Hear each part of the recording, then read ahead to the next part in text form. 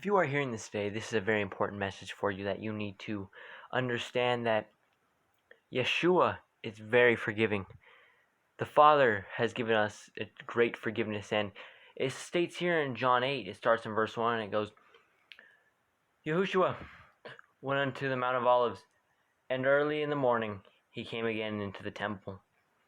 And all the people came unto him, and he sat down, and taught them. And the scribes and Parashim brought unto him a woman taken in adultery. And when they had set her in the midst, they said unto him, Rabbi, this woman was taken in adultery in the very act. Now Moshe in the Torah commanded us that such should be stoned. But what say you? This they said, tempting him, that they might have to accuse him. But Joshua stooped down, and with his finger wrote on the ground, as though he heard them not. So when they continued to ask him, he lifted up himself, and he said unto them, He that is without sin among you, let him cast a stone at her. And again he stooped down, and wrote on the ground. And they which heard it, being convicted by their own conscience, went out one by one, beginning at the eldest, even unto the last. And Joshua was left alone, and the woman sitting in her midst.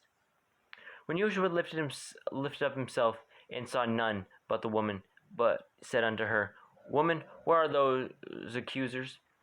Has no man condemned you? She said, No man, Adonai. And Joshua said unto her, Neither do I condemn you. Go, and sin no more. That was a very powerful, even though it was small, it is very powerful, because it does not matter if you are still living in sin. It does not matter if you are still living the ways of the world. Yahushua is calling you to turn to him. Turn this day to the Father, Yahuwah. Repent to him. He is merciful. He will forgive you.